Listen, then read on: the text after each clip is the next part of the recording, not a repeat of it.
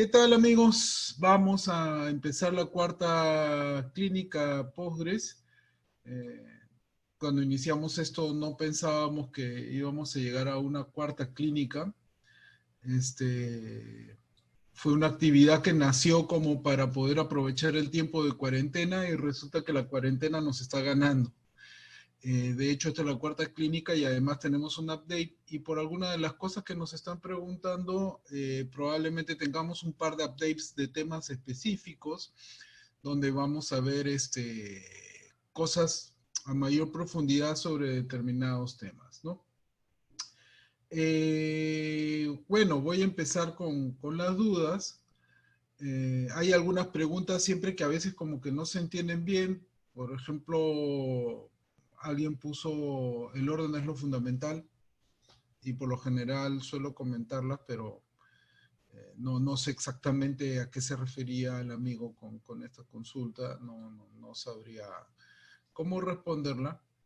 Pero nos hacen dos preguntas bien interesantes, una sobre PGPool y otra sobre si logramos o cómo logras ver las consultas que llegan a tu servidor. Y justo tengo acá un material que voy a compartir en estos momentos en la pantalla, que justamente habla de esas dos cositas rápidamente para ver si aprovechamos y vemos esto de un solo golpe.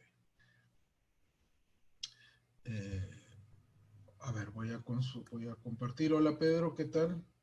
¿Qué tal, Ernesto? ¿Cómo vas? Qué buen corte. Sí, cosas que no debes permitirle hacer a tu esposa.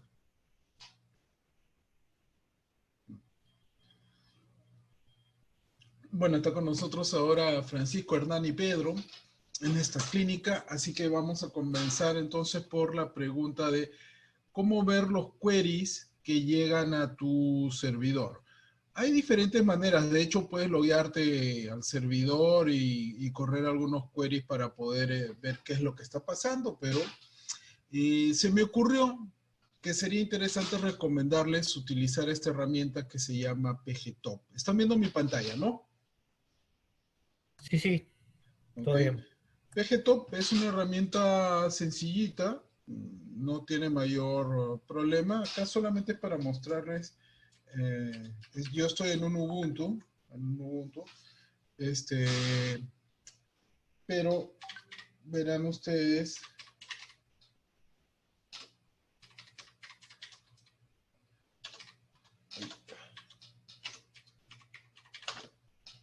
PGTop es una herramienta que está, digamos, de serie en Ubuntu y en Ubuntu Server también. Justo ahora he estado haciendo algunas pruebas con Ubuntu Server y pude verificar que todavía está disponible. No uso mucho CentOS, no sabría decirle si está en CentOS, pero prometo revisarlo. Además, también tengo ahora disponible un FreeBSD que hemos estado trabajando estos días con FreeBSD a requerimiento de un cliente, así que también puedo revisar ahí si es que lo podemos encontrar ahí, ¿no? Pero PGTop es casi como tener un HTOP o un top, ¿no? En tu consola que te permite ver lo que está pasando o lo que está llegando a tu servidor. De hecho, acá tengo una pequeña imagen, esto de acá, por ejemplo.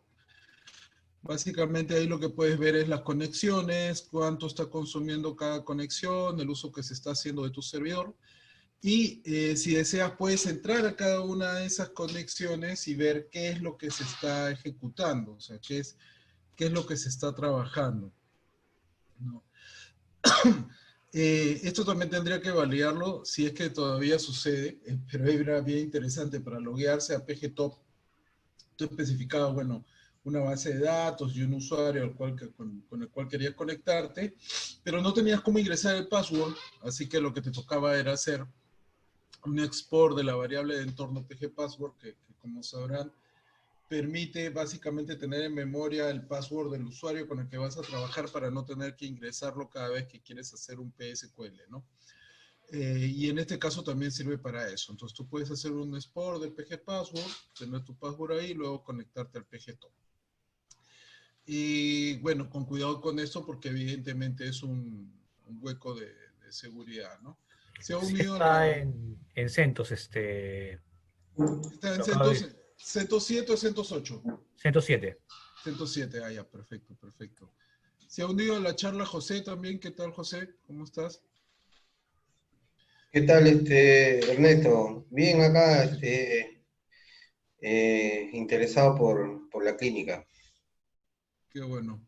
Bueno, entonces con esta herramienta, como les digo, ustedes tienen una pantallita, una consola acá y pueden ver exactamente qué es lo que está pasando. Entonces es una manera bastante cómoda de poder hacer un monitoreo del servidor sin necesidad de tener que instalar herramientas adicionales. Esto también lo pueden hacer con PGAdmin, pero evidentemente en una interfase gráfica a distancia del servidor. Pero esto lo pueden correr en el mismo servidor, así que se conectan vía SSH y ejecutan ese comando y ya pueden ver monitorear lo que está pasando en su servidor, ¿no? Me pareció esto muchísimo, muy útil. De hecho, en algunos entornos antes lo utilizaba, ya no administro tanto base de datos, pero antes lo usaba muchísimo. Ahí verán, pues, por ejemplo, qué cosa es lo que hace, o sea, cada tecla tiene una función dentro de esta herramienta y verán que, por ejemplo, presionando la letra A mayúscula, ustedes pueden entrar a ver el plan de ejecución del query. Lo que les va a pedir es el PID. ¿Qué cosa es el PID? Bueno, ya lo hemos conversado algunas veces. El PID es el número del proceso que se está ejecutando, ¿no? Acuérdense que ahora los PIDs de alguna manera tienen relación gracias a este tema de los queries paralelos, ¿no? La paralización de queries que ahora ya se implementa de serie en Postgres, ¿no? Pero ustedes llaman al PID principal y ahí pueden ver el plan de ejecución, ¿no? Y ver exactamente qué cosa es lo que ha estado pasando, ¿no? Incluso tienen una opción para matar un proceso. Yo siempre recomiendo no maten procesos, no es buena idea, pero a veces podría ser necesario.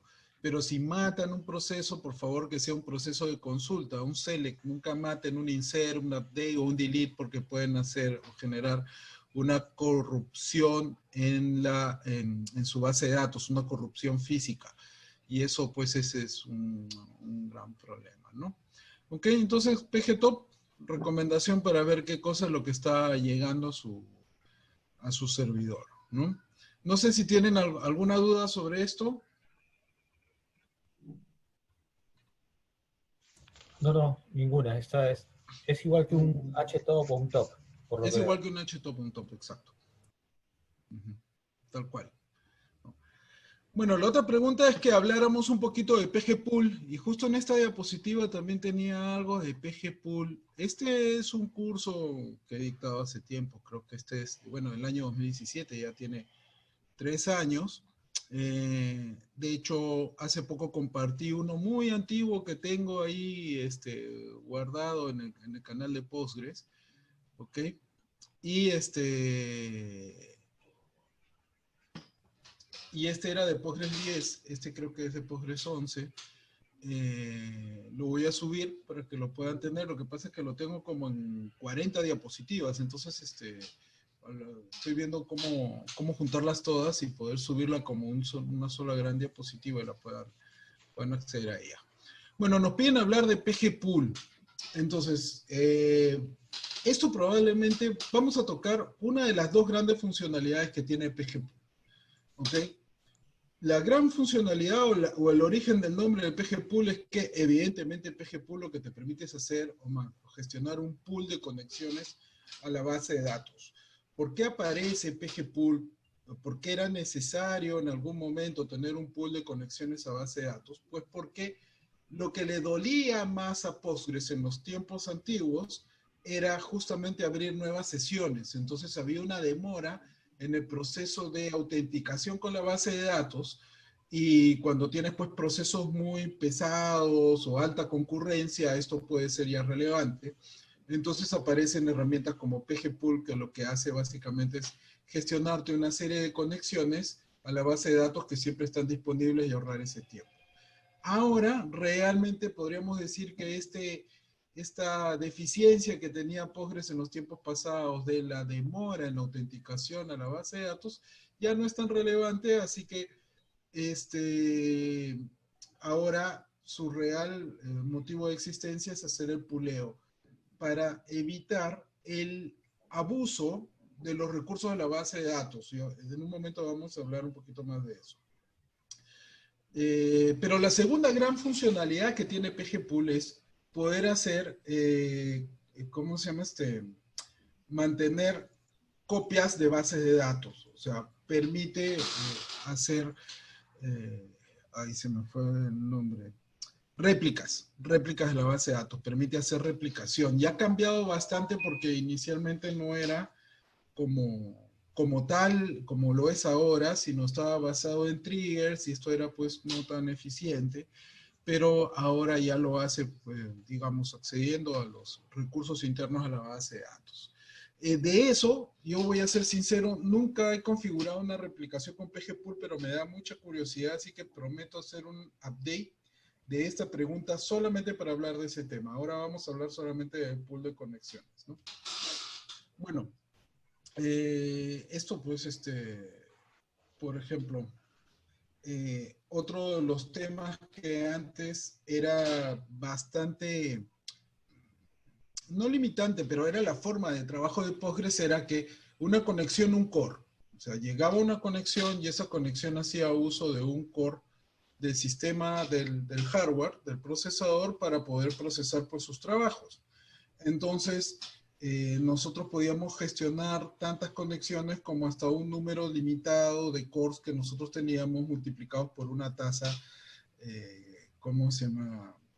Que en estos momentos no me acuerdo bien, creo que era por 8. O sea, si tú tenías 4 cores, tú podías gestionar hasta 32 conexiones de una manera muy eficiente con esa máquina. ¿Ok? Pero esto ya, nuevamente, ya se ha pasado a superar.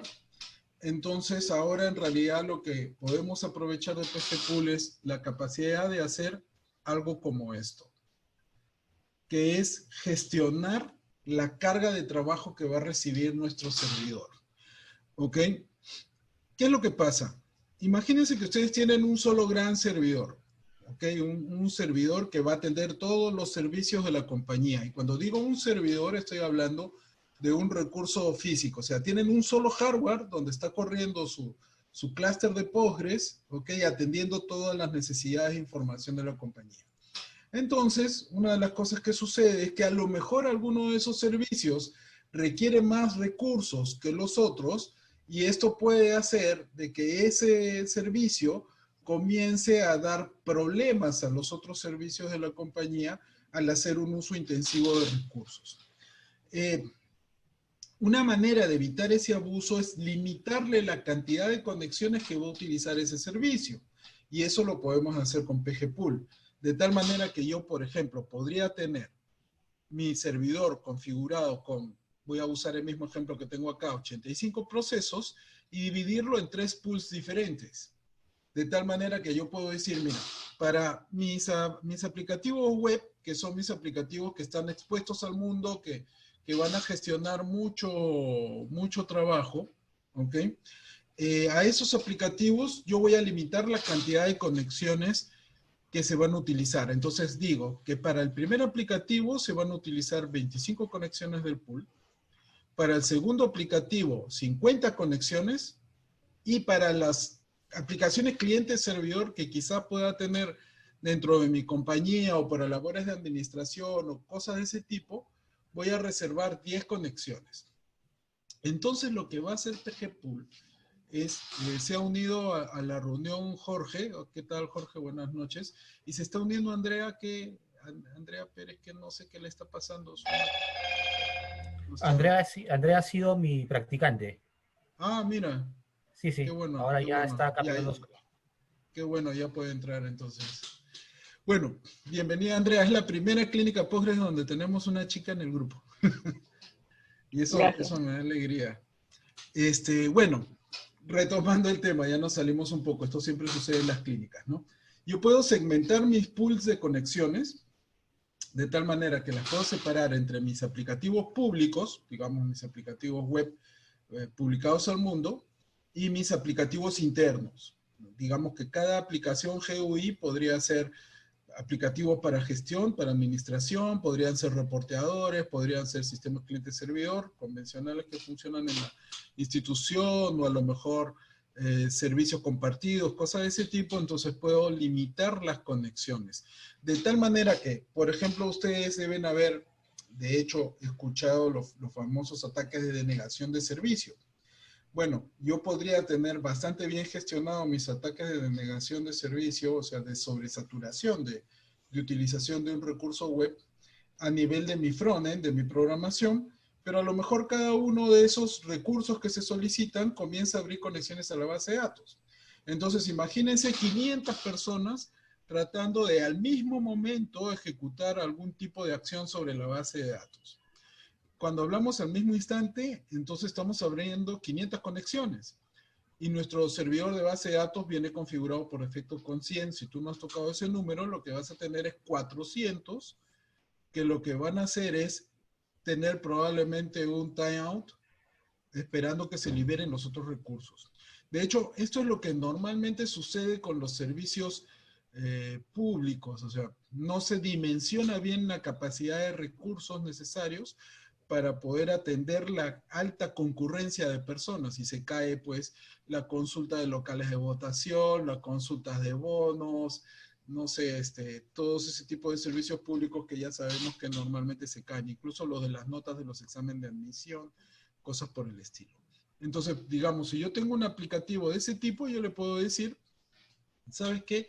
Úsame hasta 50 conexiones. Entonces, el aplicativo, el pool, lo que va a hacer es aprovechar la estructura que tiene, o la arquitectura que tiene Postgres.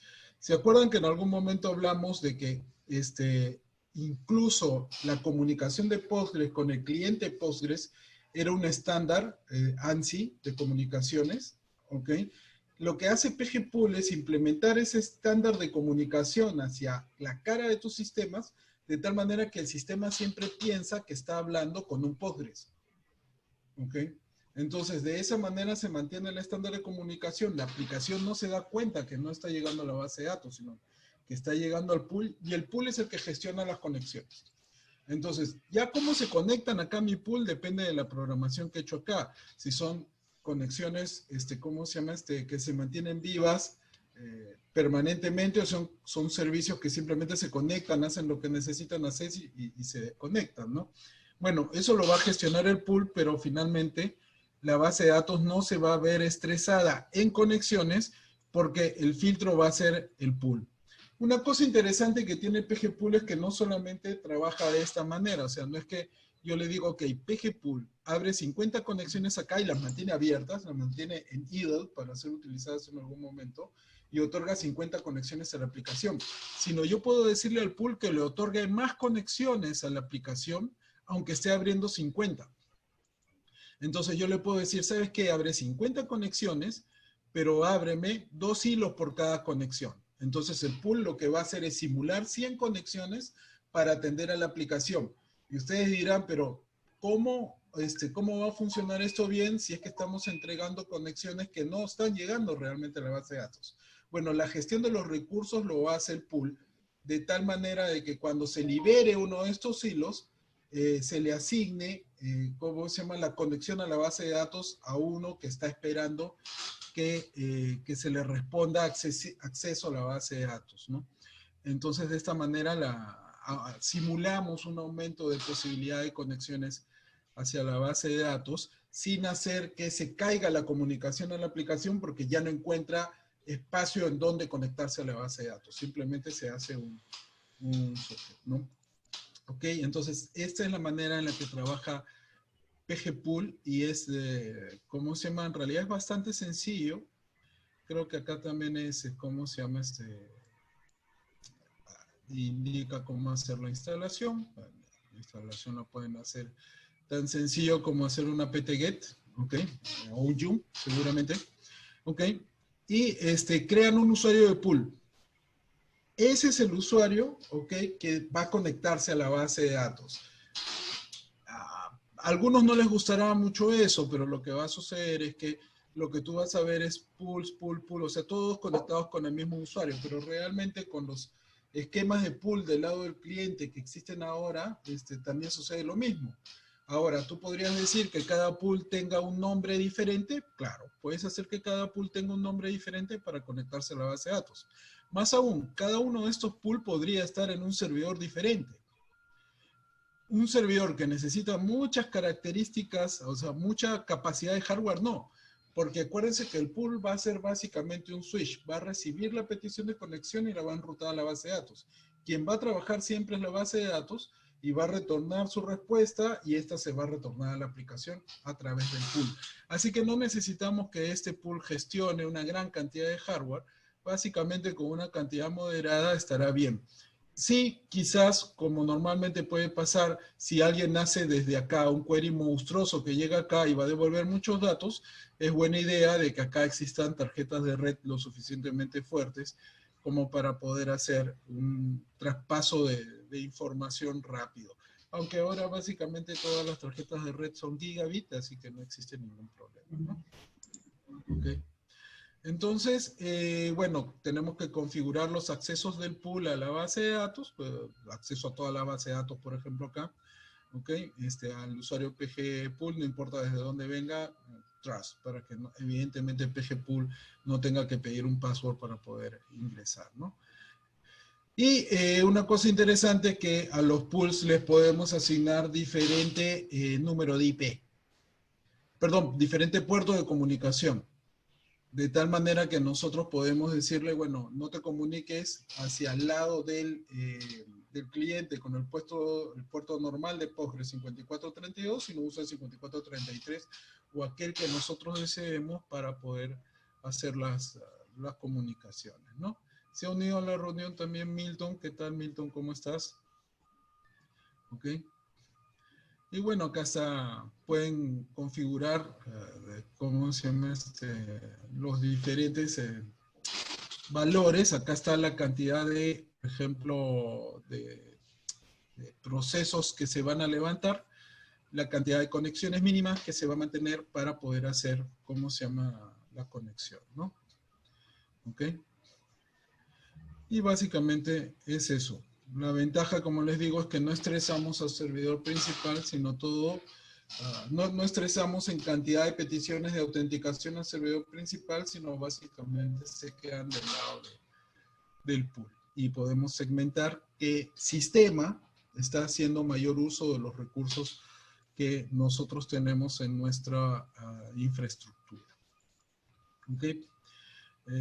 Bueno, los clásicos problemas de los PITs en caso de que tengan algún problema, y también pueden generar un archivo de log de esta manera. Supongo esta diapositiva tiene 3 años, supongo que ya ha ido mejorando con el paso del tiempo y algunas cosas serán más sencillas de programar, perdón, de configurar. Entonces, este es el gran trabajo del pool. ¿Ok? Y como les digo, vamos a hacer una sesión especial de replicación con PG Pool, que es algo que yo nunca he hecho. Lo haremos en un update probablemente en un par de semanitas, como para preparar información así en diapositivas, ¿no? ¿Alguien desea aportar algo al tema de PG Pool o hacer alguna consulta?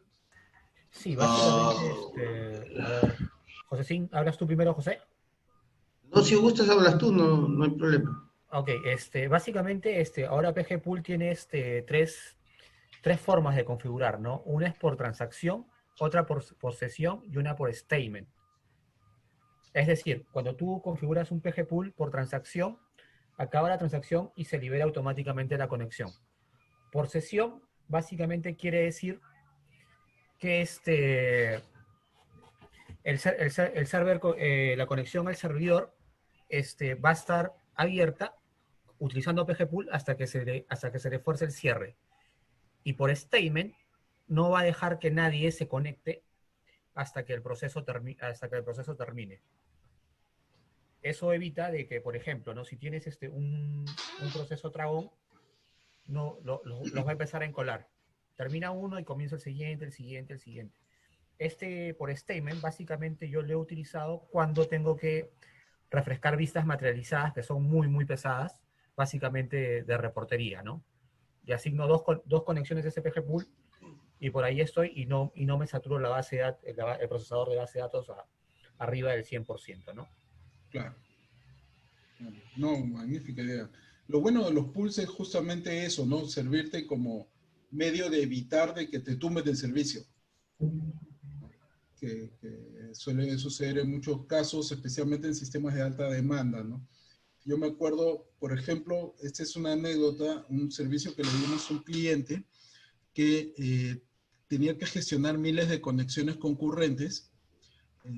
Tenía un magnífico servidor, era un, ¿cómo se llama? Un servidor SAN con Solaris de esa época, tenía 64 cores de esa época, y aún así él sentía de que los recursos de la base de datos no eran suficientes para atender la carga de trabajo, y lo que realmente estaba pasando es que su aplicación se estaba demorando en abrir las conexiones para llegar a la base de datos. La base de datos ni se enteraba de que habían peticiones, porque su código, que estaba escrito en Java, no era muy eficiente en ese sentido, y los hilos se morían sin llegar a conectarse a la base de datos, o sea, sin siquiera llegar a conectarse.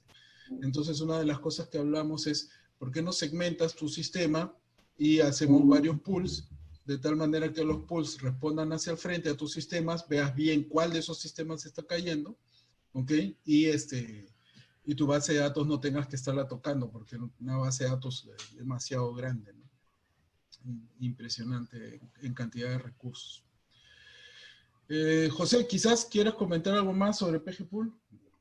No, solamente un poquito para situarnos, indicar pues que el PG-Pool, aparte de lo que acaban de comentar, permite a los usuarios no conectarse directamente a los nodos de los servidores que están atrás del PG-Pool, ¿no? Porque el PG-Pool, al final y al cabo, debajo de él puede estar, así como indica en tu gráfico, un solo servidor, pero también podría tener más de un nodo de servidores que están en replicación.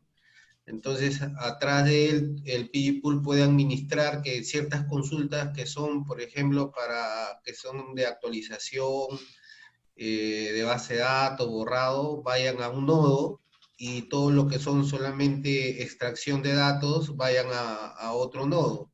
De esa manera, y entre esos nodos de los servidores están haciendo una replicación, ya que uno de los nodos puede ser primary, el otro puede ser un standby, y entre ellos hacen streaming, ¿no? Entonces, el PG-Pool, en realidad, lo que hace es administra que las conexiones, en lugar de ir directamente a la base de datos, él administra esas conexiones derivando uno o otro servidor, dependiendo de si son dos o más nodos, los queries que se van haciendo, ¿no? Incluso hasta los queries que son paralelos. Básicamente, un poquito quería aportar eso en lo que estaban comentando. No, está perfecto, muchas gracias. De hecho, como verán, a veces uno conoce las herramientas, las usa en un determinado momento y luego, pues como ya no es de necesidad, las deja abandonadas un tiempo, y me da gusto de que José y Pedro las hayan seguido utilizando activamente, de tal manera que están dando información más reciente de las cosas que puedes hacer con PGPool, ¿no? Y eso es magnífico. Esa es la idea justamente de la clínica. Vamos a pasar a otra. No sé si alguien más de los presentes desea aportar algo más o tiene alguna duda. Aprovechen, no hay ningún problema. De hecho, si gustan, también pueden lanzar su cámara, no hay ningún problema.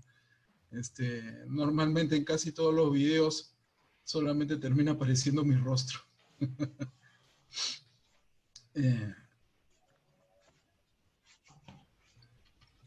Ok, vamos a pasar entonces a otra pregunta muy interesante que nos ha hecho Marco. Nos pregunta un poco de parámetros en el Postgre.conf para mejorar el rendimiento. Y bueno, en realidad para mejorar el rendimiento en Postgres es una cosa bien interesante. No solamente hay que tocar el Postgres.conf, sino también el sistema operativo, pero además conocer muy bien también las limitaciones que tienes de tu hardware. Así que, por ejemplo, ¿qué pasa si es que tú tienes un sistema de alta demanda de grabación? O sea, tienes muchos requerimientos de commits, ¿no? Tienes muchos inserts, tienes muchos updates, tienes muchos deletes, ¿ok? ¿Qué me pasa en esos casos? O sea, ¿cuál es el tope que yo puedo llevar, que puedo ejecutar y hasta dónde puedo optimizar la infraestructura que tengo? Bueno, para empezar, hay un tope de configuración que tú puedes optimizar digamos, del lado del software para poder mejorar, en este caso, los requerimientos de escritura en disco, pero siempre vas a tener el límite físico de la velocidad de tus discos.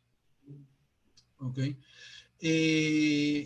Seguramente muchos estarán pensando, pero lo rompo poniendo unidades de estado sólido. Sí, es cierto, pero con la consideración que las unidades de estado sólido, ¿ok? O los dispositivos de estado sólido, como ustedes deseen llamarlo, tienen un tiempo de vida menor que los discos duros. ¿Ok? Entonces la cantidad de trabajo que pueden hacer en esos discos exigirá de que los reemplacen constantemente, dependiendo la demanda de escrituras y de lecturas que hagan, especialmente de escrituras. En el caso de discos duros, esto no sucede, el tiempo de vida es mayor hasta que se queman literalmente el disco, pero la cantidad de procesos de escritura que ustedes van a poder llevar a cabo van a depender de la velocidad del disco. Y básicamente la velocidad del disco se mide por la cantidad de revoluciones por minuto que da. Algunos dirán, pero yo tengo discos que tienen un caché más grande, es una memoria intermedia entre el dispositivo físico, que es el disco, y el sistema operativo, y eso me mejora la cantidad de información que puedo guardar.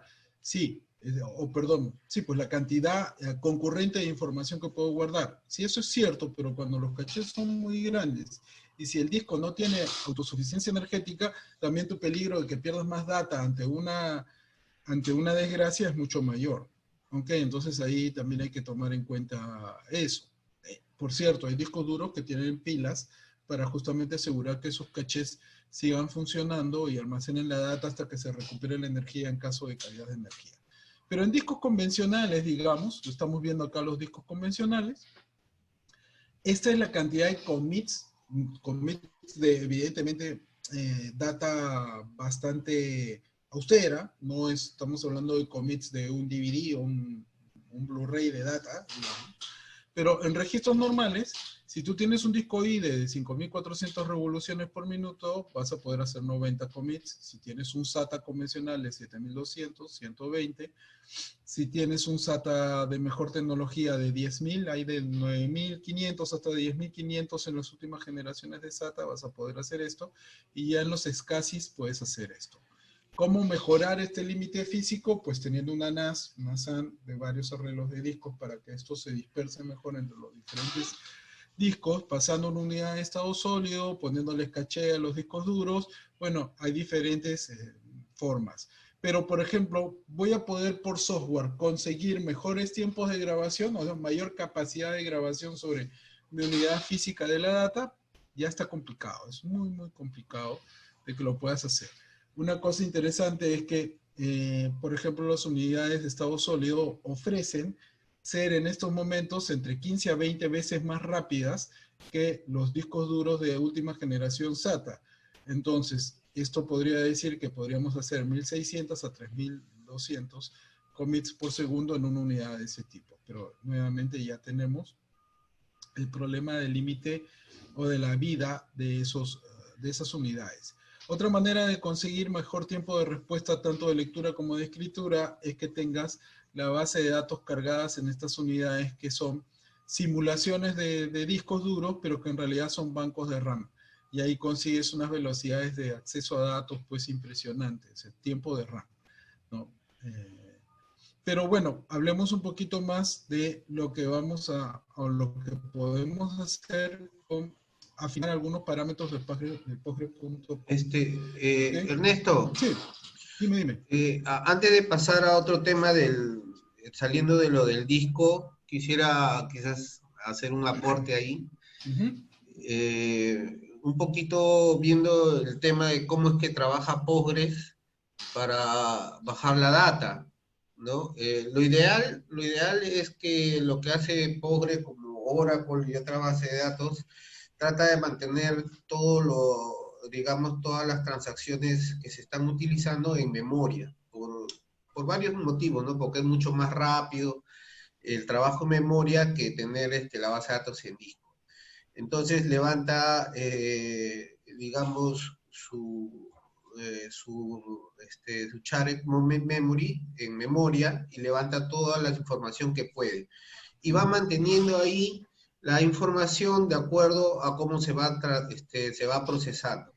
Para poder mantener una rapidez y poder bajar la información de forma consistente, no baja directamente la data, digamos, a los archivos en las tablas, sino utiliza dentro de su estructura, utiliza unos archivos que le llaman WAL, ¿no? Que son unos archivos secuenciales donde se baja la información que se ha ido procesando, pero en forma de comandos. Entonces, esos archivos WAL, para que son archivos secuenciales y se supone que es lo más rápido y se utiliza para hacer también el recovery de la base de datos.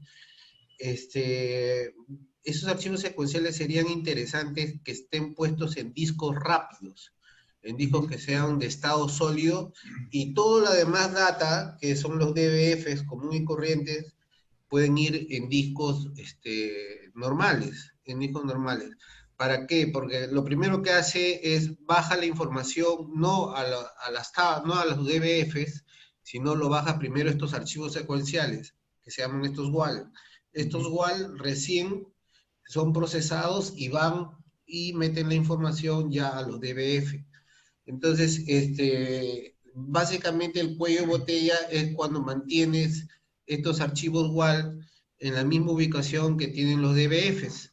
Entonces, es recomendable que estos archivos WAL siempre estén en discos donde tengan caché y que sean sólidos y que por su manera y tamaño no ocupan mucho espacio. Entonces podrías tener tú unos volúmenes de discos rápidos donde direcciones que estos archivos WAL se graben ahí, y lo demás, que es la base de datos más dura, más pesada, vaya en una NAS donde tengan todos los demás archivos DBF, ¿no?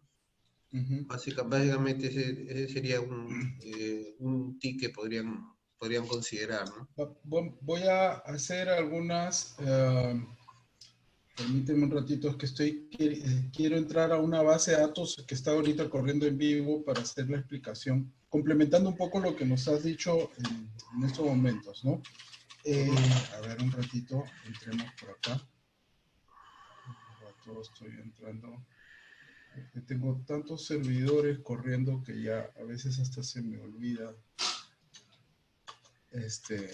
los passwords. A ver, un ratito.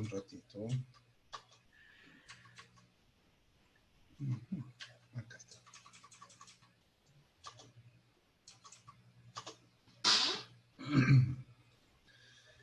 Esto, supongo que están viendo mi consola, ¿no? He levantado un MC para poder hacer más sencillo esto. Caramba, ahora no me deja entrar. Es que...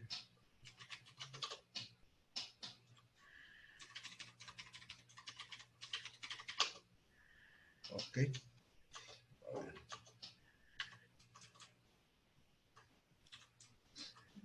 Vamos a ver la estructura de archivos de Postgres para explicar un poquito lo que ha mencionado José.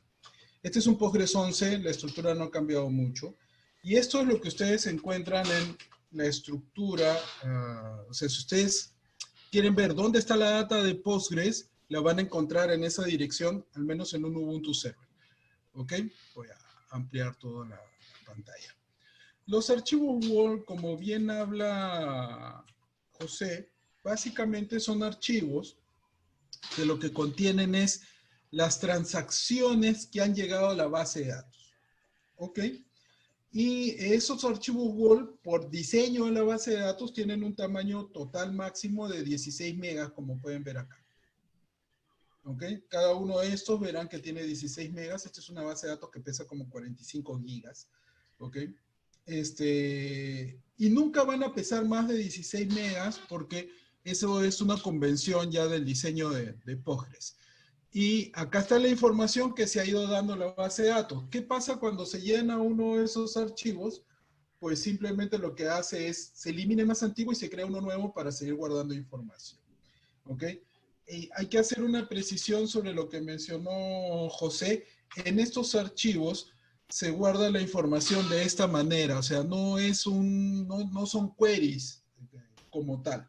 Evidentemente esto tiene una transcripción luego a una tarea de la base de datos en su lógica relacional que ellos manejan, pero acá está la información que uno guarda o que va llegando poco a poco a la base de datos, ¿no? Pero no es un SQL, ¿ok? Y como les digo, una vez que se llena, se va generando uno nuevo y así. Y se mantienen tantos archivos WALS como sea necesario o como uno lo haya configurado. Puedo configurar decenas, puedo configurar algunos pocos. Por defecto, en Postgres 11, en Ubuntu al menos vienen 5. ¿Ok? Estos archivos, cuando hay una desgracia en la base de datos se recupera de acá. ¿Ok? Se reconstruye estos archivos. Por eso que a veces es buena idea aumentar un poquito la configuración para que hayan 10, 15, no sé. La replicación asíncrona se basa en justamente pasar estos bloques de 16 megas entre servidores. Pues coge este archivo y este archivo se lleva al otro servidor para poder levantar la réplica en replicación asíncrona de Postgres, ¿no? Pero esto no es un caché, pero no es mala idea tenerlo en una unidad de estado sólido, porque todo aquello que finalmente decante en la base de datos va a caer por acá.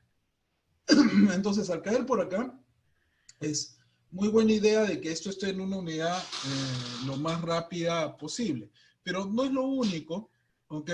Tenemos, como ustedes verán, varios espacios dentro de o varios directorios dentro de la base de datos. Y acá están, por ejemplo, otros archivos de caché. Entonces, estos archivos de caché de este directorio también sería buena idea tenerlo en una unidad de estado sólido para que el caché sea lo más rápido posible en lectura y escritura. Y ahora vamos a explicar dentro de un ratito cómo funciona el sistema de caché de Postgres, ¿ok? Pero, ¿dónde está la data? Ok, ya me mostraste la estructura, me dijiste, bueno, acá están los WAL, ya sé que los WAL es para reconstruir la base de datos, me ha mostrado un par de directorios donde hay caché. De hecho, este es un directorio de commit en 2 fases, que es para la replicación síncrona. Y bueno, acá hay toda una serie de estructuras, ¿no? Pero ¿dónde está la data? La data está acá, en base. ¿Ok? Y acá sí tengo que hacer ¿cómo se llama una precisión a lo que dijo José. Es que nosotros no guardamos la data acá como en el caso de MySQL en un solo gran archivo por tabla, sino se maneja toda una estructura interna en donde voy a entrar a cualquiera de estos directorios.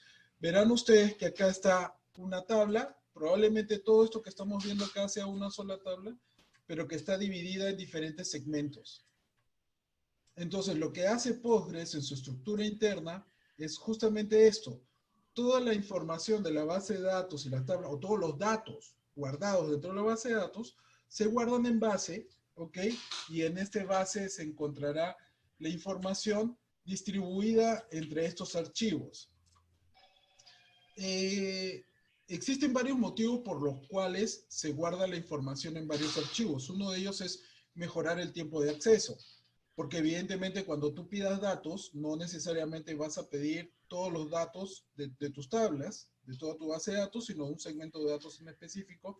Entonces físicamente se abrirá uno de estos repositorios y se accederá a la data que está ahí. Ahora, esto no está escrito en piedra, no es que se llena y ya se quede estático, porque la data no es estática. La data va cambiando con el tiempo. Entonces uno de estos que hoy día podría pesar como este de acá, por ejemplo, no sé, esto 400K, mañana podría pesar 600K.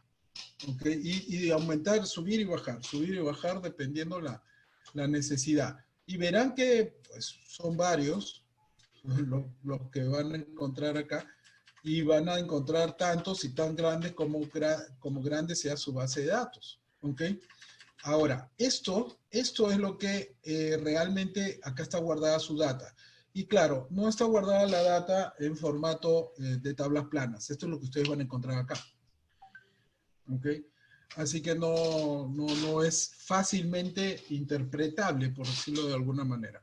¿Ok? No es que sea imposible, de hecho cualquier persona con conocimiento de programación puede acceder a esto. Esto de acá es lo que puede estar residiendo en la unidad de almacenamiento más confiable. De hecho, yo podría recuperar ante una desgracia mi base de datos con parte de esta información y reconstruir lo demás. Será complejo, tomará mucho trabajo, costoso y todo lo demás, pero podría hacerlo. Pero evidentemente no podría reconstruir toda mi base de datos desde los archivos WAL, porque los archivos WAL lo que tienen es un snapshot de lo que sucedió en un determinado momento. Y como les digo, cuando se llenen, se van a ir borrando los más antiguos para generar los más nuevos, ¿no? Pero sí, tomando el espíritu del aporte de José, es buena idea que estos directorios estén en una unidad de estado sólido para obtener la mejor velocidad posible de acceso a los datos, y ya saben que en base van a encontrar ustedes la data en sí. Entonces, todo el sistema de caché de Postgres decantará en este directorio base. ¿Ok? No sé si hasta ahí alguien tiene alguna consulta para continuar. A ver, Ernesto, quisiera hacer una precisión. A ver, a ver. De repente por ahí habría que investigar un poquito más, pero los archivos WAL definitivamente no son archivos que son leíbles Claro. por un archivo texto. Eso no quise decir. Sí, efectivamente, no son leíbles y actúan de la misma forma que actúan los redo-log en la base de datos Oracle. O sea, tú tienes un grupo de archivos WAL que lo que hace es que ahí se ingresan todas las transacciones de la base de datos. ¿Ya? Pero ¿qué cosa se ingresa ahí? Tú sabes que los archivos WAL sirven para hacer replicación, es decir, que de ahí tú Una de las puedes, funciones. una de las funciones, ¿no? Entonces, si tú tienes todos los archivos WAL, todos los históricos de tus archivos WAL, y lo Desde el mandas inicio de a, los tiempos. y lo mandas a otro servidor, y tú procesas esos archivos WAL, ¿qué cosa obtienes? Obtienes un servidor totalmente igual al primario. Tanto así que hay unos procesos que es el WAL sender y el WAL receiver, que uno envía, el otro recibe y aplica todos esos archivos WAL, todas las transacciones que se grabaron de la base de datos y te replica exactamente la base de datos, tanto la primaria como la que hace de réplica.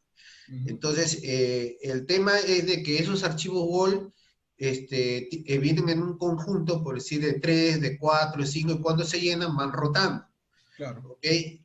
Lo ideal es que esos archivos se graban, todos los archivos se guarden antes de que se borre su rotación, y eso se llaman los archivos archive log, o sea, los logs de los WAL. Y esos archivos, al momento que tú tienes todos los procesos sin necesidad de que se haya chancado uno, tú puedes reconstruir toda tu base de datos en el tiempo, teniendo, por ejemplo, un backup full, y a raíz de los WAL, ir procesándolos, aplicándolos, y tienes una base de datos al tiempo hasta donde llegó tu archivo WAL. ¿Cómo es que el archivo WAL, esos archivos solos pueden replicar una base de datos si es que no tuviera exactamente la información que se procesó en el primario? No habría forma. Claro. Por eso es que yo digo que los archivos WAL contienen todas las transacciones, los insert, los update, todo esto para que te permita replicar la base de datos tal cual la tuviste. El hecho es de que con el tiempo esos archivos van rotando y se van changando, ¿no? Entonces, la predicción era de que en realidad no son legibles, son archivos secuenciales que tienen una grabación, una estructura muy, muy simple, que luego lo primero que hace la base de datos es que los graba ahí, porque son archivos con una estructura demasiado, digamos, sencilla, pero no son leíbles, y eso luego lo procesa la base de datos y lo distribuye en la estructura como tal cual existe la base de datos, ¿no? Entonces, era un poquito lo que, al menos lo que yo tengo entendido que es lo que hace los archivos Word, ¿no? Sí, a ver, mi precisión fue más que nada para que no vayan a entender que acá estaban los queries como sintaxis SQL. ¿Ok? No, Está en no. una estructura interpretable por Postgres. Sí, ¿Ok? en realidad Pero tal cual lo dices tú. lo que digo en realidad es sí, no, porque en realidad sí tiene todos los tiene los insert, los update, tiene todo, y en el tiempo, porque utilizan un SSN que es un número de transacción que indica qué transacción se hizo primero, como un ítem, 1, 2, 3, secuencial, ¿no? Y que van aplicándose, que si tú lo aplicas a otro servidor, se va haciendo tal cual estuvo el servidor primario, ¿ya? Y sí tiene todo eso, pero no es visible, solamente es entendible por Postgres, ¿no? No es un archivo que tú puedas levantar y esté ahí el insert que puedas leer, sino solamente es entendible por Postgres, porque es un archivo secuencial de todas las transacciones. Por eso, digo, tanto es así que para hacer streaming, o sea, replicación, tú con un backup full que hayas tenido y aplicando todos los walls sin que se hayan estos chancados, simplemente habías hecho el archive log de todos ellos y lo vas aplicando, tienes exactamente una replicación, una base de datos exacta, tal cual como estuvo la primaria, ¿no? ¿Por qué? Porque estos archivos tienen todo lo que se hizo, todo el rastro que se hizo desde que la base de datos se abrió hasta que aplicaste el último wall, ¿no? Básicamente como curiosidad para los amigos, ¿qué es lo que realmente tiene esto allá adentro que incluso no está así? Básicamente es esto. Esto es un select. Este es un select en comandos parseados por la base de datos que la base de datos entiende para poder hacer sus cálculos y extraer información. Y es un select tan sencillo como, creo que lo tengo por acá, como este de acá. Este select realmente en información de la base de datos para poder entenderla es esto de acá. Entonces, básicamente lo que tenemos en los walls, con alguna diferencia, no exactamente igual, es eso, digamos, ¿no? Es la información, como dice José, de lo que ha sucedido en la base de datos, ¿ok? A lo largo del tiempo y que, ¿cómo se llama y que, bueno, se va actualizando cada poco, pero ustedes podrían, esto es un caso ya sumamente especial, tendría que ser un pedido muy a conciencia, pero ustedes podrían decirle acá, permítame, creo que por acá está, podrían decirle a la base de datos cuántos archivos Word ustedes desean guardar. ¿Ok? Acá está, por ejemplo, cómo se configura. Entonces, en estos momentos está configurado con 5. Vamos a ver dónde está Max Word 6. Mira, ahora se puede tener archivos Word de un poco mayor de tamaño. ¿Ok? Pero bueno, hay uno de estos comandos que nos permite aumentar la cantidad de archivos Word que vamos a guardar históricamente. Entonces, a nosotros podemos ahí decirle, si queremos, desde que instalamos nuestra base de datos, ¿sabes qué? Guárdate 100.000 archivos Word y se va a ir guardando la base de datos, los archivos Word, en archivos de 16 megas hasta llegar a 100.000 y cuando llegue al 100.001 borrará el más antiguo y generará el nuevo 100.000. ¿Ok? Pero no vayan a pensar que si mi base de datos en data pesa 1 giga, por decirlo así, entonces con 100.000 words me va a bastar para tener siempre replicada mi base de datos. Eso no va a suceder porque nuevamente la data no es estática, la data se mueve y el Word va a tener siempre la información de la nueva data, como ha ido cambiando a lo largo del tiempo, ¿no? ¿Ok? Pero llegamos a esta... ¿sí? Ernesto, lo que pasa es que ahí precisar algo, no es necesario, digamos, crear 100.000 archivos Word No. para que lo mantenga digamos, el pobre. Eso sería, digamos, una mala práctica.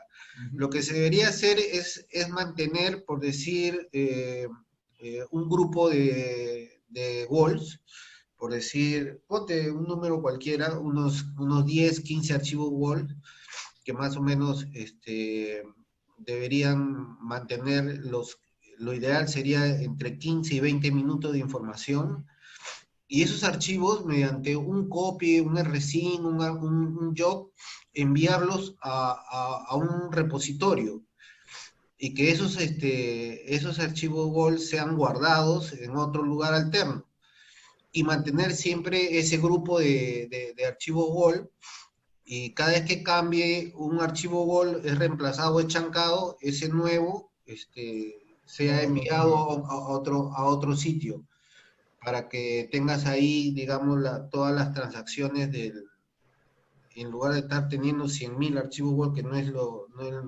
ideal, ¿no? O sea, tener tus archivos Word en un lado y tus archivados, los logs de esos Word, grabarlos en otro sitio, ¿no? Entonces tú cuando haces digamos, tu restauración, puedes restaurar el backup, tu último backup, aplicas todos los Word que tienes archivados en un log, en un sitio aparte, y luego para mantener la sincronización exacta, agarras el último grupo que ya sí está vigente, que es el que tiene, y eso también lo aplicas y ya deberías tener una base de datos totalmente idéntica.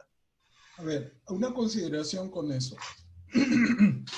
Para que lo que tú dices funcione correctamente, necesitas que no solamente tener los archivos Word, sino el snapshot de la base de datos, ¿ok? El dump de la base de datos. Claro, ¿no sería así? Al que se inicia a generar los Words.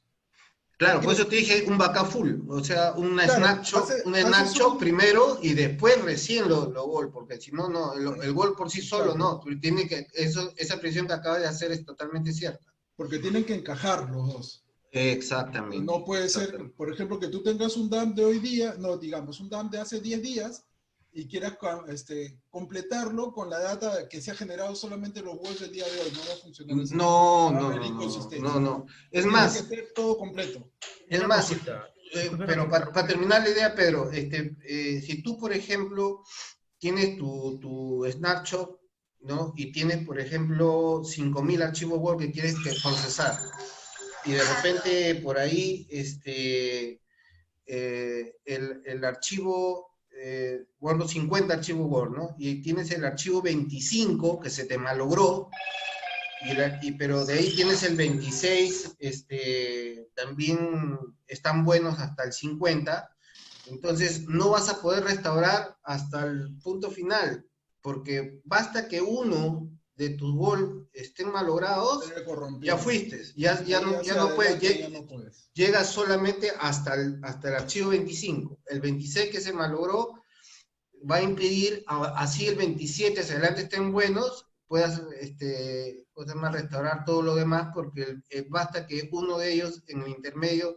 se haya caído y ya pierdes la consistencia y ya no te deja hacer. Pero hay excepciones, porque sí que he visto gente ya muy especialista en las estructuras internas de Postgres que ha logrado bypassear esos temas. O sea, ha tomado un Word malogrado y ha logrado reconstruir el Word eliminando ese segmento corrompido para poder pegar las transacciones. Claro, si luego estás violando una llave foránea o algo así, pues él no va a poder arreglar eso, pero sí ha logrado mantener la estructura secuencial del Word de tal manera que ha podido extraer ese segmento malogrado. Acuérdense que finalmente todo esto son estructuras de datos, está programado en C, así que no es que sea sencillo, pero es posible. Nos preguntaba hace un rato por el chat Jorge sobre acá al base, si es que cada uno de estos directorios corresponde a una base de datos. Y la respuesta es no. De hecho, este servidor al que hemos entrado tiene una sola base de datos y vean, él ha creado, Postgres ha gestionado sus directorios. Sí podría pasar que si creo una segunda base de datos, se genere en ese instante un directorio. ¿Ok? Pero no quiere decir de que va a ser un directorio una base de datos. Como les digo, este servidor tiene una base de datos y hay 4 directorios, bueno, 5 en realidad, con la información que estoy guardando en esa base de datos. ¿Ok? Regresemos entonces al tema por el cual llegamos a todo esto. Está bien interesante la charla hoy día. Y es, ¿qué podemos afinar en el Postgres.conf para poder tener mejor performance? Y tal cual decía José en algún momento, pues Postgres tiene varios sistemas de caché para poder acceder y grabar los datos. A ver, para acceder a los datos más rápido y para poder grabar los datos de manera más segura. El primero es el Shared Buffer. El Shared Buffer es el sitio en el cual ustedes, o sea, todas las transacciones que se realicen se van a trabajar. ¿Ok? Lo que sucede normalmente es que este Shared Buffer se calcula al momento de hacer la instalación y, por ejemplo, en este momento que se hizo esa diapositiva con esa infraestructura con la cual se trabajó, consumió unos 400 megas. ¿Qué cosa quiere decir esos 400 megas? Quiere decir que cuando ustedes procesen queries, todos sus usuarios procesen queries, van a utilizar o van a guardar en memoria, en caché, hasta 400 megas de información. ¿Ok? Cuando estos 400 megas de información se llenan, ¿ok? Lo que hace Postgres es tomar la data menos relevante, o sea, la que menos está trabajando, para poner la data nueva que está llegando, que se va a trabajar más. ¿Ok? Entonces, acá hay que tomar en cuenta varias cosas. ¿Debo tocar este Shared Buffer? Yo lo tocaría única y exclusivamente en entornos en los cuales voy a hacer un trabajo intenso de movimiento de datos, perdón, estoy hablando mal. Un momento en el cual hacemos un movimiento masivo de datos, no intenso. O sea, no quiero que piensen que es mucha gente moviendo los datos, sino es que tenemos queries que mueven muchos datos. ¿Se puede tener un query que mueva 1 o 2 gigas de información? Sí, puedo hacer, por ejemplo, con los sistemas de BI sucede mucho eso, ¿no? Que se remueve mucha información y puedo traer en un query gigas de información. Entonces, ¿qué pasa si es que mi shared buffer es pequeño? Simplemente se va a llenar con ese query y la máquina va a empezar a paginar, va a comenzar a sacarse y meterse información, el disco, la unidad va a funcionar, va a requerir mucho esfuerzo, las unidades de almacenamiento para traer esta información. Entonces, si yo tengo un hardware potente con mucha RAM, debería aumentar este shared buffer hasta lo más que puedo, entre el 25 y 40% del total de la RAM, se especifica acá, ¿okay? Que es lo recomendable en algunos casos para poder cargar queries que van a mover mucha data. Si yo tengo un escenario de mucha gente trabajando en un servidor, pero que hace queries muy sencillitos, que hace insert, que hace updates, un select de 10 registros por ahí, cositas así, este shared buffer probablemente en 400 megas esté bien. Quizás subirlo un poquito más a 500, pero no, por ejemplo, ponerle 2 gigas de shared buffer. Yo le pondría 2 gigas de shared buffer si es que vamos a trabajar en un sistema de BI. ¿Ok? Entonces, con este shared buffer ustedes pueden trabajar, pueden mejorar esto. Acá se hace una mención sobre tener que cambiar cosas en los parámetros del sistema operativo, pero esto ya no es necesario porque ya básicamente no trabajamos con sistemas operativos de 32 bits, todo es de 64, así que esto ya no es necesario, ¿no? Ok. Luego tenemos el shared buffer, ¿ok?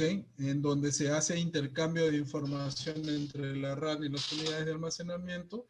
Y para calcular esto tenemos que determinar cuánto es lo que nosotros estamos moviendo de información. ¿Ok? Entonces, perdón, esto es para la fórmula de los 32, para las máquinas de 32 bits, pero esto en realidad ya no se da. Lo que pasa es que en 32 bits no se puede mapear demasiada información por la limitación propia de arquitectura, pero en 64 bits esto ha crecido exponencialmente, así que ya ni siquiera es relevante. Igual que los semáforos del sistema operativo, en sistemas operativos de 32 bits teníamos solamente hasta 32.000 semáforos para utilizar, pero ahora ya podemos usar miles de millones de semáforos. ¿Para qué sirven los semáforos? Los semáforos sirven para procesar las comunicaciones de la base de datos. Así que en este caso, esto realmente ya no es relevante, ¿no? De hecho, como ya esta es anécdota, cada conexión a la base de datos utiliza 16 más 1 semáforos. O sea, 16 semáforos para coordinar las comunicaciones y uno para control. Los checkpoints. Esto también puede ser relevante. ¿Qué cosa es el checkpoint? El checkpoint es el momento en el cual se van a generar los archivos WAL. ¿Ok? Entonces, acá es donde nosotros le decimos, en checkpoint segments, ¿cuántos archivos WAL voy a tener yo? ¿Por qué es importante poder definir bien la cantidad de checkpoints que tenemos? Voy a tratar de explicarlo de la manera más sencilla posible. Si yo tengo una base de datos que está recibiendo mucha data o que está manipulando mucha data, los archivos WAL se van a llenar rápidamente. ¿Ok? Entonces, se va a llenar el primero de 16, el segundo de 16, el tercero de 16, y eliminar el más antiguo y crear uno nuevo va a tomar un tiempo en disco. ¿Ok? Para poder mejorar eso, lo que yo tendría que hacer eventualmente es tener más checkpoints, que es más rápido crearlos que destruirlos. ¿Ok? Entonces se generarán, puedo ponerle ahí, no sé, pues 30, siendo exagerado, y podré tener 30 archivos de 16 megas con mi información que se está procesando. ¿Ok? Porque cuando ustedes le meten mucho trabajo a la base de datos, y yo no sé si lo han visto, pero sale un warning de checkpoints. ¿Ok? Ese warning de checkpoints, ¿en qué momento sale? Cuando se están generando más rápido que este checkpoint warning. O sea, si ustedes están generando archivos de checkpoints después de 30 segundos, que es el parámetro por default, la base de datos, o perdón, antes de 30 segundos, la base de datos le va a decir, oye, cuidadito, estás recibiendo mucha data y estoy generando checkpoints, estoy generando archivos WAL como loco. Entonces, como esto va a generarte momentos de baja de performance en la recepción de los datos, una de dos, o me aumentas esto de acá, ¿ok? O te consigues un dispositivo en el cual puedas grabar mucho más rápido, ¿ok? Porque tener un checkpoint antes de 30 segundos para mí significa ya un exceso de utilización de recursos de grabación en la base de datos, ¿ok? Ahora, los WAL no solamente tienen un tiempo no solamente tienen una vida cuando se llenan y desaparecen, porque ya llegó uno nuevo, sino también un periodo de expiración. Entonces, los checkpoints, por ejemplo, podrían expirar cada 5 minutos. ¿Qué cosa quiere decir eso? Que cada 5 minutos, si el checkpoint no se ha utilizado, si el WAL no se ha utilizado, entonces ya se marca para poder descartarlo y crear uno nuevo, ¿no? Entonces, este es otro parámetro para poder gestionar o mejorar la performance de acceso a disco, ¿no? Ok. El workmain es el área en donde la data se ordena. Hace un rato hablábamos de echar el buffer. Ahí se maneja, se genera el buffer del acceso compartido entre todos. Pero ¿qué cosa es el workmain? Cuando ustedes hacen un query, la data tiene que ser evidentemente manipulada, tiene que cruzarse antes de enviarse. Eso se procesa en esta área de memoria, en el workmain. ¿Ok? Entonces, cuando estamos pidiendo demasiado data, ¿ok? Este workmain se puede llenar rápidamente. ¿Y qué pasa cuando un espacio de RAM física se llena? Entonces se empieza a paginar a disco, ¿ok? Para poder seguir teniendo más espacio de RAM. Entonces, mejorar o aumentar este workmain cuando nosotros tenemos una capacidad de RAM alta es recomendable para que los ordenamientos, nos aseguremos que los ordenamientos se van a ejecutar siempre en RAM. Si no, se van a generar finalmente bajadas a páginas de swap y esto va a generar una lentitud en el procesamiento de queries. ¿Ok? Bueno, acá estábamos hablando también del tema de los WALs. ¿Ok? Hemos hablado bastante de esto. Acá está el 10 buffers. ¿Ok? Y esto de acá esto solamente si es que ustedes están creando tablas temporales. No sé si en algún momento en Postgres han usado tablas temporales, o sea, son tablas que yo puedo crear que van a vivir solamente mientras yo esté conectado a la base de datos. Cuando me desconecte se van a borrar. ¿Ok? Entonces, esas tablas temporales que solamente las puedo ver yo, no las puede ver nadie más, o sea, las puedo ver mi conexión nada más. ¿Ok? Tienen por defecto un valor de hasta 8 megas.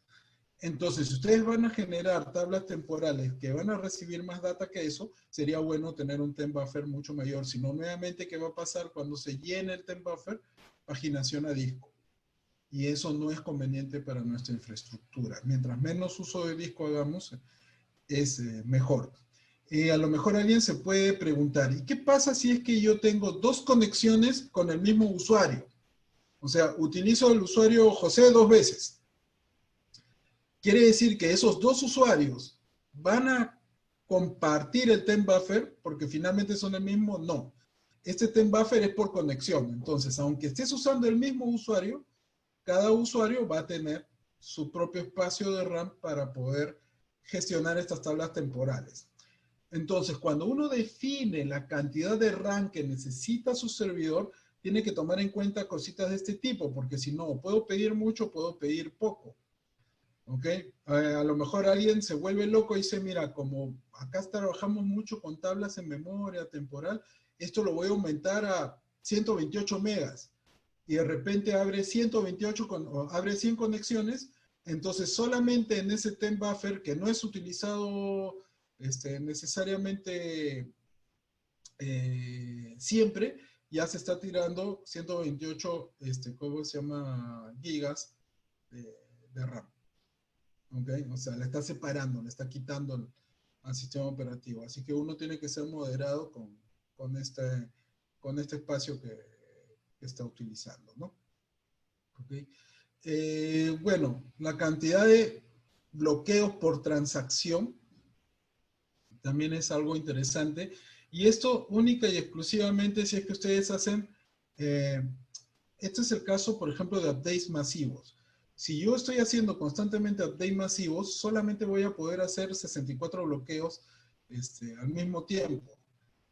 Si yo tengo ese escenario, debería aumentar este valor para poder asegurarme que cuando llegue la transacción, okay, voy a poder ejecutar más bloqueos de data al mismo tiempo en bloques de información que se van a ir procesando. Porque, y acá pasa una cosa interesante en Postgres. Cuando recibimos los trabajos entran en concurrente, ¿ok? Pero finalmente entran en una cola de atención. Pero cuando el trabajo es demasiado grande, ese trabajo se divide en varias tareas, en varias tareitas, que se van poniendo en esa cola de atención que es compartida por todos. ¿Ok? Entonces lo que va a suceder es que acá voy a generar 64 espacios, ¿ok? Cuando realmente a lo mejor me convendría tener mejor, no sé, pues 256 espacios para poder tener mayor microtransacciones trabajando al mismo tiempo, ¿no? Y cada una de ellas con un bloqueo de datos. ¿Qué pasa cuando una de esas microtransacciones no se ejecuta porque el recurso está siendo utilizado, porque hay un bloqueo, cosas de ese tipo? Pues simplemente se da un timeout y se vuelve a poner en la cola de atención. Entonces eso podría generar que dos procesos pesados que llegan en diferentes momentos, el que llegó al último termine de procesarse antes que el que llegó primero. ¿Por qué? Porque en esas microtransacciones coge primero los recursos bloqueando al otro que había llegado antes y comienza a generarse el efecto de vuelve al final de la cola para volver a ser procesado, ¿no? Bueno, el max connection es la cantidad máxima de conexiones que va a utilizar tu base de datos. ¿Cuántas debería tener acá? Dependerá un poco de lo que vas a hacer. Por defecto viene 100. Le quiero meter 10.000. Perfecto, le vas a meter 10.000 y le vas a dejar un 10 buffers de 8 megas, pues te vas a tirar toda la RAM, básicamente para separar un espacio de 10 buffer que a lo mejor ni es utilizado. Entonces yo quiero tener esa cantidad de conexiones porque es la que necesito, entonces bájala el 10 buffer a lo mínimo posible para que tengas mayor disponibilidad de RAM para tus queries, si no tienes ahí RAM que no está siendo utilizada, ¿no? ¿Ok? Bueno, este es el costo de movimiento de páginas. Ok, esto ya es un poquito más complicado, de hecho hay fórmulas para poder aplicar, calcular eso. Ok, y el tamaño de caché, que es para el manejo de índices, ¿no? De hecho, verán que este es probablemente el valor que se recomienda subir lo máximo posible, que en este caso es hasta del 50% de RAM. ¿Por qué? Otro caché más, cuando tú ejecutas una acción sobre la base de datos o sobre una tabla, esa tabla puede ser que tenga índices. Si esos índices residieran, esos árboles residieran en la unidad física, que de hecho están ahí también, demoraría mucho gestionarlos. Entonces, lo mejor es asegurarnos que esos índices, esos árboles estén cargados a RAM. Y estos se cargan en el Effective Cache Size. Entonces, mientras más grande este parámetro, mejor, porque podrás asegurar que tendrás mayor cantidad de árboles más grandes de índices en memoria RAM para poder gestionar mejor tu base de datos. En resumen, no solamente es meterle físicamente más RAM a la base de datos para obtener un mejor performance, sino también tienes que afinar estos parámetros, ¿no? Ok. Bueno, esto de acá es el tiempo máximo que puede demorar un query en ejecutarse, ¿no? Por defecto es ilimitado. O sea, tú puedes mandar un query que va a demorar horas de horas y se va a correr ahí. Pero si tú tienes un escenario de transacciones muy pequeñas, puedes mover esto a una cantidad de segundos donde realmente pues tú puedas tener un mejor control de compartir el recurso. Evidentemente esto yo no lo movería en un servidor que va a atender un servicio de BI, pero en un servidor que va a recibir, por ejemplo, va a registrar ventas, vamos a decir así, pues va a registrar ventas, entonces podría ponerle unos cuantos milisegundos, un segundo ya, digamos un segundo, y si el query se demora más de un segundo, entonces yo le mando un timeout. Y obligo a mi aplicación de que vuelva a enviar el query. ¿Ok? De que vuelva a enviar ¿cómo se llama la transacción? Perdón. ¿Ok? De esta manera, nosotros gestionamos mejor que un recurso no se tumbe el servidor, porque siempre pasa, yo no sé si les ha sonado en muchos casos, el típico, no hagan nada con el sistema porque están emitiendo reportes. Y claro, están emitiendo un reporte gigantesco que se está consumiendo todos los recursos que lanzó alguien y hizo que todo se ralentizara. No, ¿sabes qué? En este servidor solamente se procesan transacciones, por lo tanto no puede demorar una transacción más de 1 o 2 segundos. Si tu transacción demora más que eso, la voto y tengo que buscar ya otra arquitectura para que pueda atenderte. A lo mejor, si vas a lanzar esos reportes monstruosos, te genera una réplica y en esa réplica corre tus reportes para que, ¿cómo se llama esto? Vaya mejor.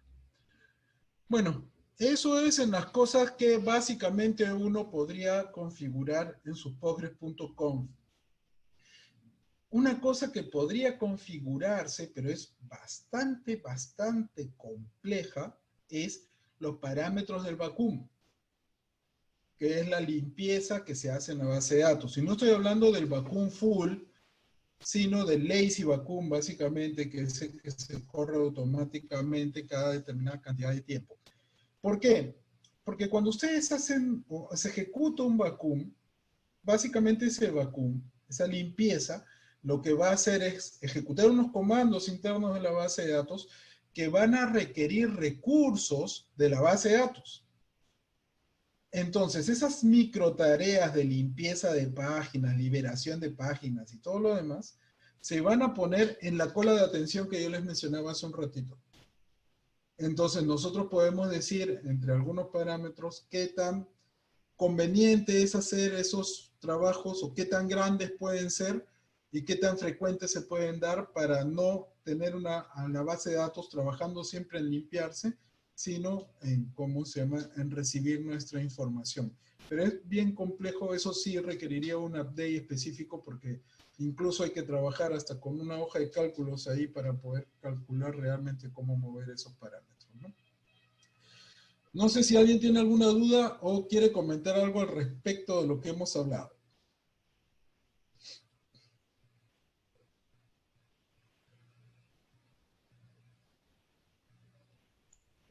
Bueno, Ernesto, para esto es lo que estabas hablando de los queries, que lo vuelve a lanzar nuevamente. eh, Sería de gran utilidad de que se configure el parámetro log_mik duration statement para que No, no, puedan identificar ahí qué queries son los que tienen mayor tiempo de demanda, ¿no? Entonces esos queries los identifican y los pueden aislar y mejorarlo, revisar sí, su plan de eso, ejecución y toda esa figura, ¿no? sí, eso es una opción válida, o sea, cambiar ese parámetro para ver cuáles son para que loguee cuáles son tus queries más pesados, digamos, ¿no? Ajá, ajá. Pero aunque el query no sea pesado, y eso es en realidad lo que yo estaba hablando, esto de la reejecución del query es, cuando tú ejecutas una transacción, no vamos a hablar de query, sino de transacciones, y una transacción puede tener un insert, un update, un delete o un select. Todo eso es transacciones. Tú vas a remover una serie de datos, a nivel físico incluso, ¿ok? Pero imaginemos, voy a hacer el ejemplo burdo, ¿ya? Imagínate que estás haciendo un update que va a actualizar 10 registros, ¿ya? Hasta ahí creo que se entiende fácil, ¿no? Tengo un update que va a hacer una actualización de 10 registros. ¿Va a coger la base de datos, los 10 registros al mismo momento para hacer el update? No. Lo que va a hacer es lo va a dividir en 10 microtareas. Esas 10 microtareas entran en la cola de atención de tareas que ya tiene otras tareas acá y se ponen al final. Y se van ejecutando estas tareas hasta que llegan las tareas de mi update. Entonces tengo acá mis 10 tareas. Se ejecuta la primera, se ejecuta la segunda, pero cuando ejecuta la tercera y por esas cosas del destino, acá hay un vacuum que está demorando mucho. ¿Ok? Entonces como ese vacuum está demorando mucho, este update de acá le va a dar un timeout. Y le va a decir, ¿sabes qué, compadre? No te puedo ejecutar porque hay un recurso, o perdón, hay un proceso utilizando el recurso al que tú quieres acceder. Entonces, ándate al final de la cola. Y vuelve a ejecutarte dentro de un ratito. ¿Ok? Entonces, así es como funciona esa cola de atención. No es que se reenvía todo el query, sino que las micro tareas que se ejecutan cuando ustedes ejecutan un query, esas micro tareas son las que eventualmente se van a remandando cada cierta frecuencia de tiempo. ¿Ok? Bueno, esto sucede en microsegundos, por eso que uno no se da cuenta, ¿no? Pero eso es lo que realmente sucede cuando uno está procesando trabajos dentro de una base de datos, ¿no? Eso era lo que yo quería decir. Pero lo que tú dices es 100% válido en el contexto de tengo que hacer un afinamiento de los queries que son demasiado pesados, pues, ¿no? Entonces puedo mover ese parámetro que tú dices, el log_min statement, ¿no? Y ponerlo a un nivel que, ¿cómo se llama que indique, oye, este ya está demorando demasiado tiempo, porque un query que demora demasiado tiempo ejecuta bloqueos durante demasiado tiempo y eso hace que los demás entren en una cola que no avanza, ¿no? Claro, eso es válido, por ejemplo, para todo lo que es insert, array y esas figuras, ¿no? Y para lo que son selects, bueno, ahora que ahora ya a partir de la versión 11 se puede hacer queries en paralelo, pues mover ahí el backup worker, ¿no? Para que puedan trabajar queries en paralelo, ¿no? No sirve para insert, no sirve para array, pero solamente sirve para hacer selects, pero te acelera la velocidad de extracción de datos. Claro. Bueno, la idea justamente de tener los queries paralelizados es tener más procesos accediendo a la data, porque no es que el query, el select, se ejecuta de golpe sobre los datos, sino que se extraen los datos por diferentes, ¿cómo se llama? Por diferentes procesos. Y todos esos llegan al buffer y finalmente se trabajan en ese buffer. Y luego se sirven. Y una cosa que no he comentado del buffer es que el sistema de buffers de Postgres es interesantísimo en el sentido de que, por ejemplo, si nosotros corremos dos queries exactamente iguales, ¿ok? El primero que llega dejará la información en la base, en el caché, perdón, y el segundo hará una validación de si esa data que está ahí sigue siendo actualizada. Si está actualizada, la sacará de ese caché. Y si no, irá a remover todos los elementos físicos necesarios para servir los datos y devolver la data. Entonces, esto hace de que Postgres tenga una muy buena performance al momento de servir los datos, porque la base de datos gestiona esa información en el caché. No es solamente que la guarda ahí y la tiene ahí, sino que valida incluso que la data sea consistente y congruente con lo que te va a mover. Pero también dirán, pero ¿qué? Entonces, si yo pido 1000 registros, ¿los 1000 están guardados ahí? Sí, los 1000 están guardados ahí, pero cuando haga la validación de esa data que está ahí, va a hacer una validación en esas microtransacciones de cada uno de esos elementos para ver cuáles te entrega del caché y cuáles tiene que bajar físicamente a extraer para enviarte una data consistente. Esto genera el escenario que hablamos, creo, en la primera clínica o en la segunda clínica Postgres de yo hago un select a la misma tabla de los mismos datos y nunca me lo devuelve en el mismo orden.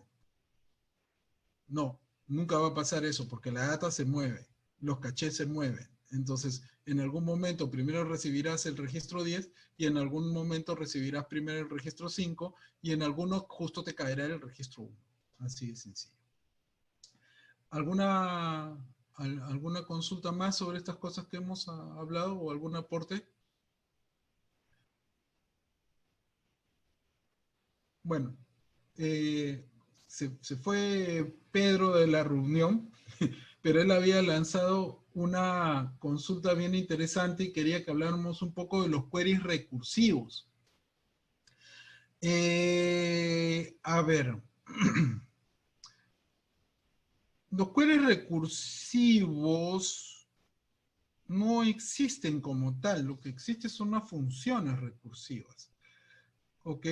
Porque la función recursiva se va a llamar a sí mismo para extraer información que tiene que servir para algún proceso, y si esa información requiere hacerse una consulta a sí misma, entonces se va a volver a ejecutar y se va a volver a ejecutar. Los queries recursivos son muy comunes en el escenario en donde tienes una tabla que es padre de sí misma. Por ejemplo, vamos a suponer la tabla de ciudadanos del país. Si yo quiero guardar quiénes son los padres de todos, de todos los habitantes, tendré una columna que dirá el código o el número de DNI del padre de una persona. Pero mi padre tiene un padre, entonces también tendrá en su registro el DNI de mi abuelo, y así sucesivamente, mi abuelo, el de mi bisabuelo, y mi bisabuelo, el de mi tatarabuelo. Entonces, ahí es donde nosotros usamos esas funciones que se llaman a sí mismas. Pero hay que tener mucho cuidado con eso porque si el flujo de la función recursiva no es bien controlado, lo que va a pasar es que vamos a entrar en un loop infinito. Esto pasa mucho cuando llenamos los datos y, por ejemplo, no tomamos en cuenta el famoso caso del el padre de todos, que además es padre de sí mismo y empieza a correr, a correr, a correr, a correr, a correr, y los recursos se agotan porque la máquina no termina de procesar nunca, ¿no? Creo que ya existe una validación de situaciones de ese tipo en Postgres. De hecho, los compiladores modernos de C hacen esa validación. Cuando encuentran una recursividad, no compilan. O sea, te devuelven un error. Antes, a lo mejor, en el mejor de los casos, te daban un warning. Porque no es un error de sintaxis, sino es un error de lógica de la programación. Entonces se implementaron procesos de ese tipo, ¿no? Para poder validar en qué momento entramos en procesos en loop. Así que en el caso de Postgres creo que ya tienen algunas cositas para hacer eso, pero un amigo me dijo una cosa bien interesante, o me dio una sugerencia bien interesante para eso.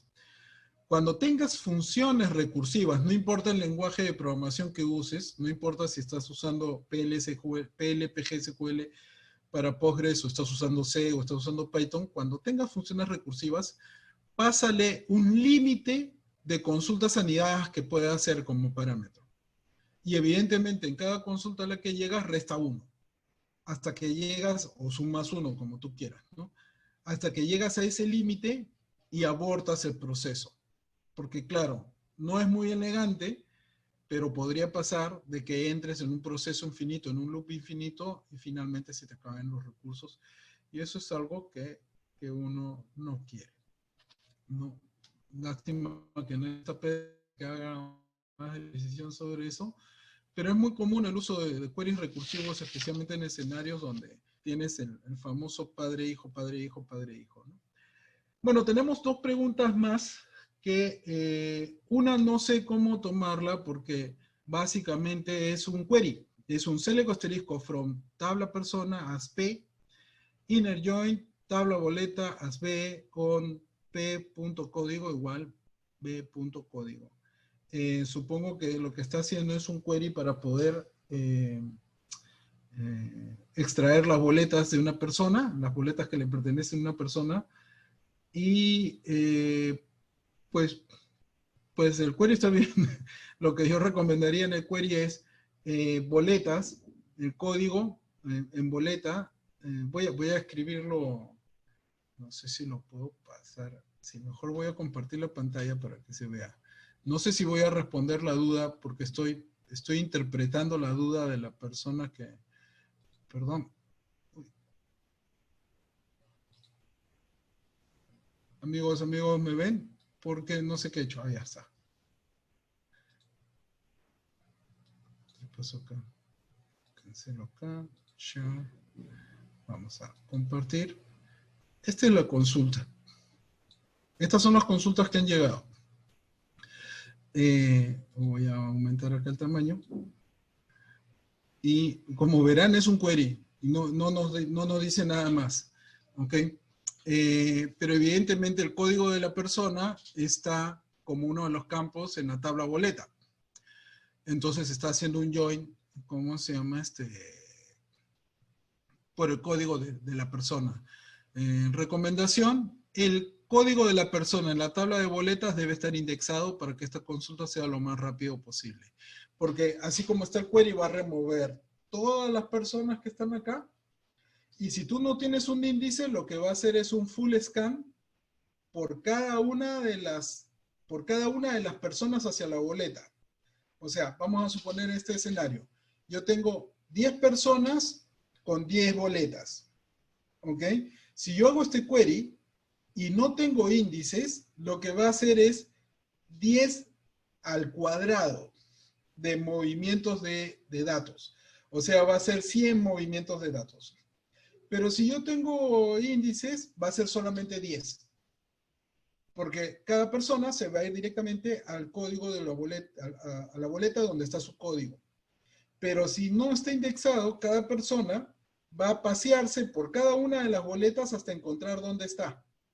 Pero como tú no sabes si al momento que lo encontraste hay más, tiene que recorrer toda la tabla. Eso es lo que se llama un full scan. Entonces, si este query en el lado de la boleta no tiene índice en el campo código, se va a hacer el efecto de 10 personas por 10 boletas, entonces 100 remociones de datos. Con índice solamente será 10 y tu query será 10 veces más rápido que en el caso de hacer un full scan. Eso es lo único que puedo aportar al query que ha hecho el amigo. Luego no encuentro más, ¿no? Y acá hay una pregunta sobre PG Agent. Configuración. ¿Alguien conoce PG Agent?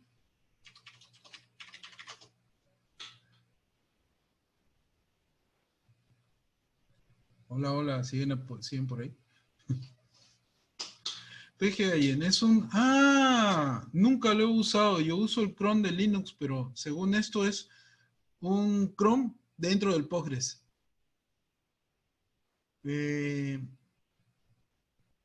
No sé, habría que instalarlo. Yo uso el cron de Linux para ejecutar mis tareas programadas, pero... De hecho, últimamente lo que estoy haciendo es me estoy creando mis crons en Python y tengo sistemas orquestadores para ver que los crons siempre estén funcionando. Pero este PGAñe me parece interesante. No lo he utilizado. Será cuestión a lo mejor de hacer una... será un update muy pequeñito. Supongo que no será muy complicado, ¿no? Jorge dice Chrome Tab de Linux es mejor. Sí, Chrome Tab para mí es lo máximo. Cada vez que no estoy en Linux, me desespero porque no encuentro algo con que hacer eso. Lo voy a marcar y lo veremos en algún momento. Bueno, esas son todas las dudas que teníamos para la clínica del día de hoy. Verán que no han sido muchas. Voy a marcar acá también para el update la del PG Pool. para hacer la replicación y mostrar a ver cómo se hace una replicación con PGPool. ¿Okay? Quizás en un par de semanitas hagamos ese update, y lo del PGA en sí es muy rapidito. La próxima semana hacemos un videito corto. Ya les iremos avisando. No sé si alguien tiene alguna otra duda para compartir en estos momentos, o algún alcance que deseen hacer.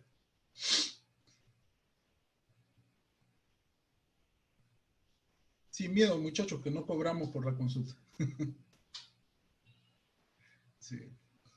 Bueno, les agradezco por hoy, no, dice Milton. Gracias de todas maneras por acompañarnos. Clínica Postgres 5 la estaremos coordinando por el canal de WhatsApp que tenemos, mínimo un mes, y si la cuarentena parece que se acaba antes, lo haremos antes, aunque ya parece que cuarentena vamos a tener por lo menos hasta fin de año, al menos en Perú.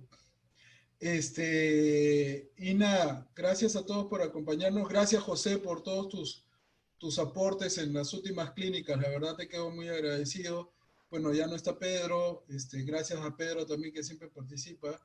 Y nada, avísenle a más personas para la siguiente clínica. El video lo debemos estar subiendo el fin de semana.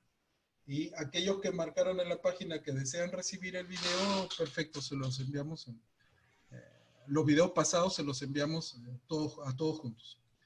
Muchas gracias y nos vemos en la quinta clínica Postgres. Adiós. Oye, Gracias. Ernesto, y el tema de la simulación, de hacer ¿cómo le llamas tú? Como especie de laboratorio de la replicación, ¿cómo funciona? No es en la misma clínica, ¿no? No, es un update porque es un tema específico. Ah, y ese update y la fecha, ¿eso cómo se coordina?